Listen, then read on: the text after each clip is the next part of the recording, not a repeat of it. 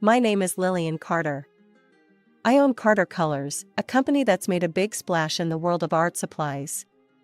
I've worked my butt off to get where I am, and at 35, I felt like I was on top of the world. It was at a trade show in New York where my life took a turn that I hadn't seen coming.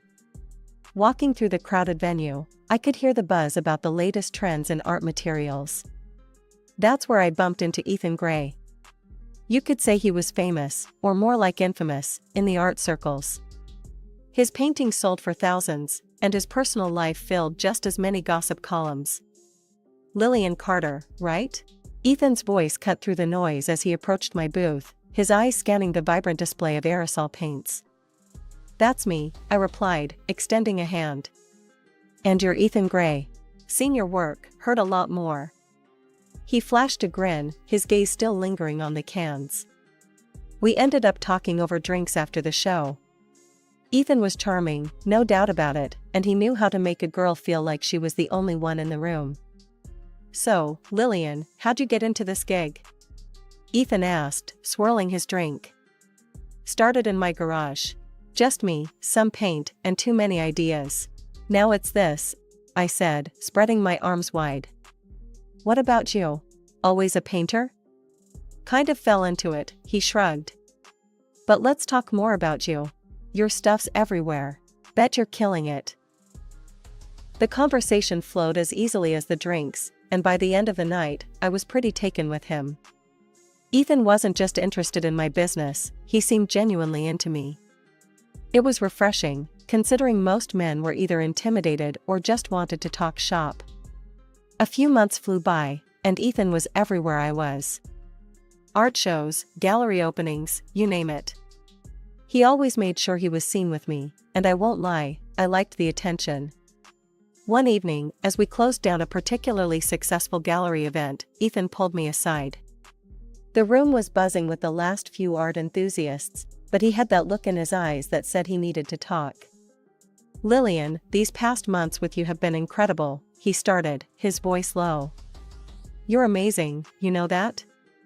I blushed, feeling a mix of excitement and nerves. Thanks, Ethan. I've enjoyed it too. A lot. He took a deep breath, his hand finding mine. I don't want to just date, Lillian. I'm in this. All in. What do you say? The question caught me off guard. Here was a man who'd been the talk of the town, known for his fleeting romances, and he was looking at me like I was his next masterpiece. I say, let's do it, I replied, my voice steadier than I felt. That night, Ethan asked me to marry him in a way that was both shocking and utterly perfect. It wasn't long before we were planning a wedding that was bound to be as colorful as my paints. After our whirlwind wedding, which was the talk of the town, Ethan and I moved into a spacious new house that I had picked out, imagining kids running around, their laughter filling up the halls. It was a big step, buying that place, but I felt it was right. It felt like our future was starting to take shape right before my eyes. To sweeten our new beginning, I surprised Ethan with a sleek new car. For all the times you'll drive back from your studio, all inspired and messy, I joked as I handed him the keys. He laughed, hugged me tight, and said it was more than he deserved. I got one for myself too, so I guess we both deserve the best, I shot back with a grin. Ethan continued working out of his old studio across town, despite my suggestions to set one up at home. Babe, I'm a creature of habit. That old studio, it's got the vibes, the history. Can't just leave that behind, he'd explain every time I brought it up. I didn't push it, I respected his space and his process. Plus, I was busy too, launching a new store downtown, expanding Carter Colors. One evening, as we were relaxing on our back porch, Ethan brought up a new project he was dreaming about. Lil, I've got this idea, something big. But I'm a bit strapped right now, he said, looking out into the yard, his voice unusually hesitant. What kind of big? I asked, intrigued. A new series of paintings. Different from anything I've done before. I want to experiment, push boundaries, he explained, his eyes lighting up as he spoke. That sounds amazing, Ethan. So, what's holding you back? I leaned in, always excited to see him passionate about his work. Funds, babe. It's a costly venture, and I'm a bit tight financially. I need $100,000, he admitted, scratching the back of his head. Without a second thought, I replied, "Why didn't you just say so? Let's finance it." "Lillian, you are incredible. Seriously, the most generous woman in the world," he said, his voice thick with emotion. I brushed off his praise with a wave of my hand. "Stop it. Just go make those masterpieces." The money went into his account, and soon after, Ethan's project kicked off. We'd go to his exhibitions together, and it was hard not to feel proud as I watched him talk about his art, the crowds hanging on his every word.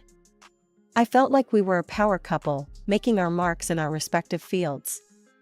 One night, after an especially successful opening, we celebrated over dinner.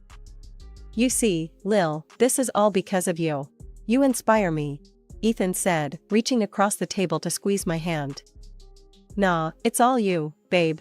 I just provided the canvas, you're the one making the magic happen," I replied, squeezing back. "But seriously, I don't know what I'd do without you," he continued, his gaze intense. "Let's not find out, okay?" I joked, trying to keep the mood light. As we clinked glasses, I felt like everything was falling into place. The night of Ethan's birthday was supposed to be perfect. I had everything planned down to the last detail: dinner at one of the city's most exclusive restaurants, followed by a helicopter ride over the glittering skyline. I wore my favorite red dress, the one Ethan said made me look like $1,000,000. I arrived early, a bundle of nerves and excitement. The maitre d' showed me to our table, a secluded spot with a view of the city lights. I ordered a glass of wine and waited, my heart pounding with anticipation. Half an hour late, Ethan finally walked in, but not alone. My heart sank as I saw him enter with a young woman on his arm, laughing at something he'd said. My stomach churned as they approached the table. "Lillian, I need to talk to you," Ethan said, his voice serious all of a sudden. I looked from him to the woman, my eyes wide. "This better be good, Ethan. Who's this?" "This is Lana," he introduced her, and she gave me a small, almost mocking wave. "Look, Lillian, I'll be straight with you. I've fallen for Lana. We're in love, and I'm going to marry her." His words hit like a punch to the gut. Lana, standing a bit too close to Ethan, looked at me with a smirk. "Sorry you had to find out this way," she said, her tone anything but apologetic. Ethan handed me an envelope. "I've filed for divorce. And I'll need half of everything we acquired together." I stared at the papers in my hands, my whole body shaking. I felt numb, unable to fully grasp the betrayal. The love and life I thought we were building crumbled before my eyes. As they turned to leave, Lana glanced back and waved at me with a malicious smile. The sight of it filled me with a cold rage. But I just sat there, silent, watching them walk away. After they left, I downed my wine in one gulp and dialed Laura, my best friend. She picked up on the first ring. "Laura, it's me. Can I come over? It's Ethan, he's leaving me. For another woman." "Oh, Lil, I'm so sorry. Come right over, honey. We'll figure this out." I left the restaurant and headed straight to Laura's. The drive over was a blur, my mind racing and heartbreaking. When I arrived, Laura was waiting at the door, her face full of concern. Inside, we sat on the couch, and I poured out the whole sordid story. Laura listened, her face growing angrier by the minute. "He wants what? Half of everything? That no good, two timing." "Yeah, the house, the cars, even the new store," I said, my voice hollow. "I bought all that thinking we were building a future. We need to fight back, Lillian. This is outright theft." Laura's outrage mirrored my own. "Let's find someone who can dig up dirt on him. If he's been planning this, who knows what else he's hiding." That night, I slept at Laura's place, my dreams a chaotic swirl of betrayal and whispered plans of revenge. The fight was just beginning, and I was ready to claim what was rightfully mine. The next morning, we were running on adrenaline and caffeine, ready to set our plan into motion. We found a private detective named Hank through a recommendation, and we wasted no time meeting him to discuss our situation. Morning, ladies. What brings you to my part of town? Hank asked, his office cluttered with files and old coffee cups. Morning, Hank. We've got a bit of a situation. My soon-to-be ex-husband, he's pulled a fast one on me.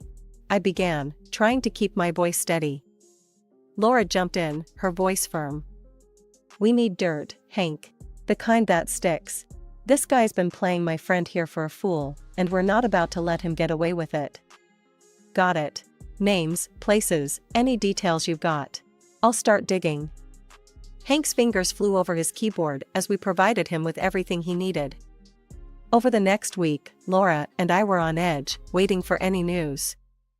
Finally, Hank called us back to his office, with a grim look on his face. Found more than I bargained for, he said, handing us a thick file. Your guy, he's been seeing this mistress of his for months. Fancy trips, expensive gifts, and yeah, that new apartment on the coast? It's in his name, bought with your money. The betrayal stung anew, but now it was mixed with a fiery anger. Can we make this public? I mean, legally? I asked, thumbing through the documents. Laura, ever the strategist, had another idea. Wait, my cousin's a producer for that morning talk show, Daybreak Delights. What if Lillian goes public there? A live tell-all? Perfect. Let's burn his little castle down with the truth, I agreed, feeling a surge of empowerment. We arranged for me to appear on the show. The night before, I was a bundle of nerves, but Laura stayed on the phone with me, rehearsing what I would say. The morning of the show, I sat across from the host, a sympathetic woman named Marcy. Today, we have Lillian Carter, who's here to share a troubling personal story involving deception and betrayal. Lillian? Taking a deep breath, I looked into the camera. Thank you, Marcy. Yes, I'm here because I believe in standing up against deceit. My husband, whom I trusted with my heart and my finances, has been living a double life. With my money, he funded his affairs and lied about his business ventures. The host interjected, "And you have proof of these claims?"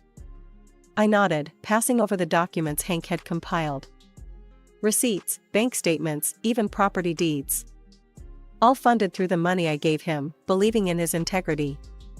The response was immediate. Viewers began commenting, the phone started ringing, and by the end of the day, I had messages from several of Ethan's ex-wives.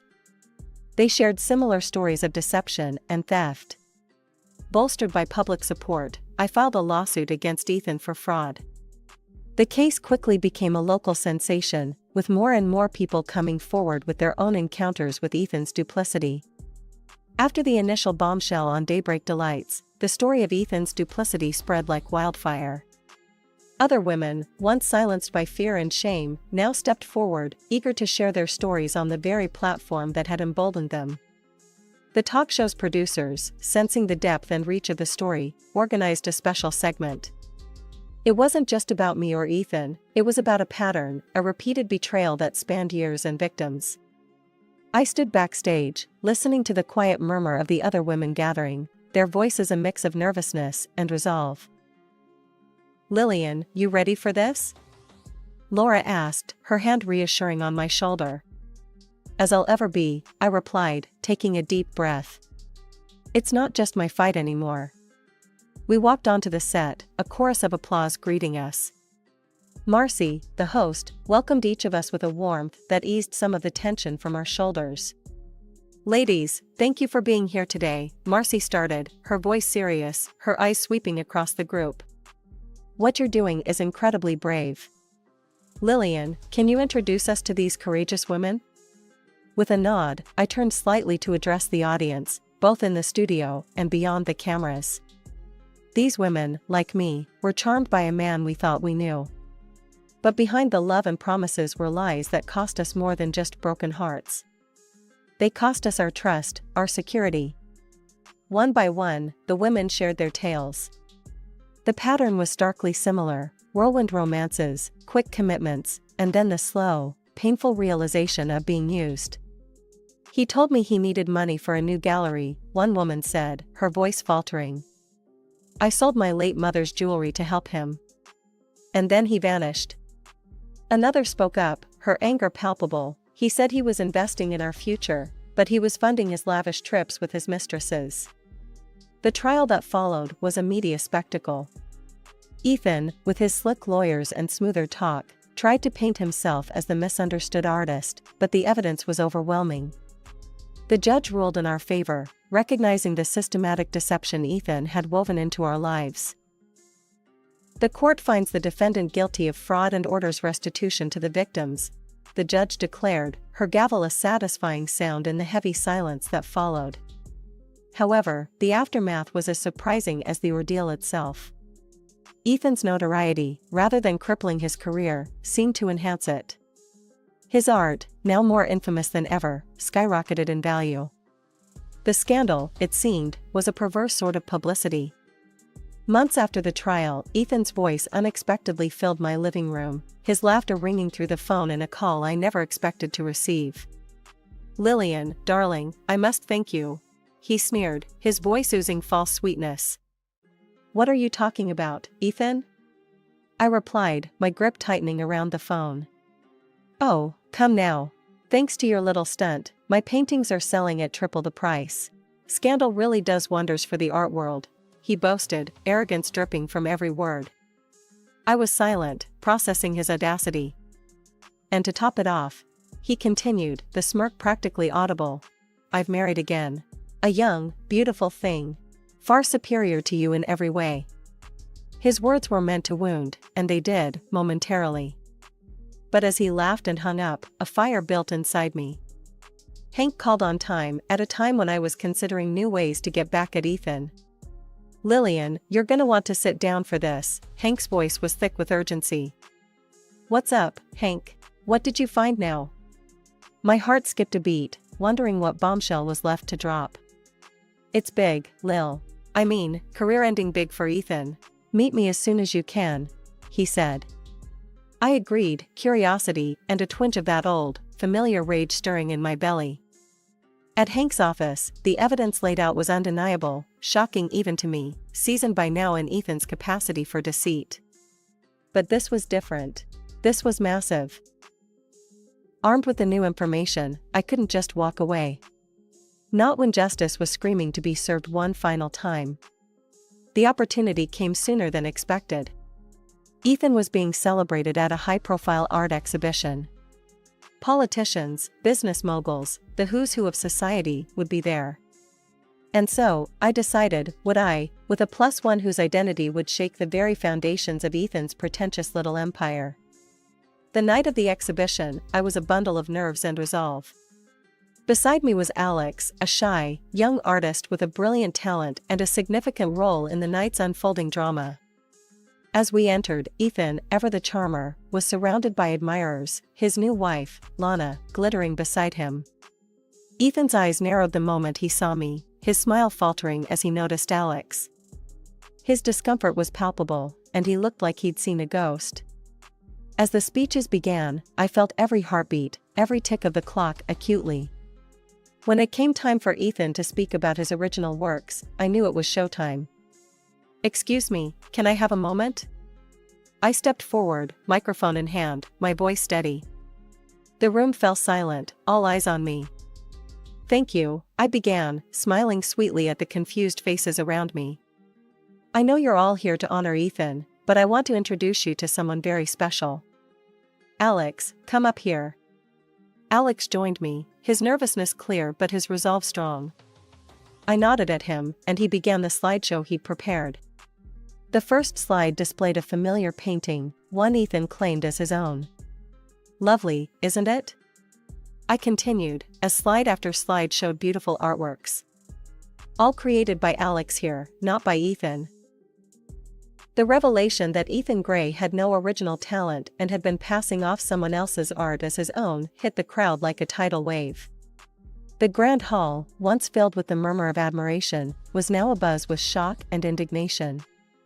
Alex stood beside me, his presence calm yet powerful against the storm of reactions. His admission on the stage, backed by undeniable evidence of contracts and payments, mere crumbs compared to the fortunes Ethan had made, was the final nail in the coffin of Ethan's career. I was hired by Ethan years ago, Alex's voice echoed in the hall, now hushed to catch every word. He promised exposure and mentorship, but all I got was a corner in a studio and secrecy, while he sold my work as his own for huge profits. The guests, many of whom were prominent figures in the art world, looked at Ethan with a mix of disbelief and disdain. His shoulders slumped, his usual charm dissipated into the air, leaving behind the shell of a man exposed by his own greed and deceit. One furious collector stood up, his voice booming across the room. "You sold me a lie. I demand a refund, Ethan. How could you?" His outcry was a catalyst. More voices rose in agreement, demanding justice for the deception they had unknowingly supported. Lana, who had been standing by him in what she assumed was her moment of social ascent, now recoiled as if struck. "I didn't sign up to marry a fraud," she yelled, her voice shrill. "We're done, Ethan." She stormed out, her exit as dramatic as the scandal unfolding.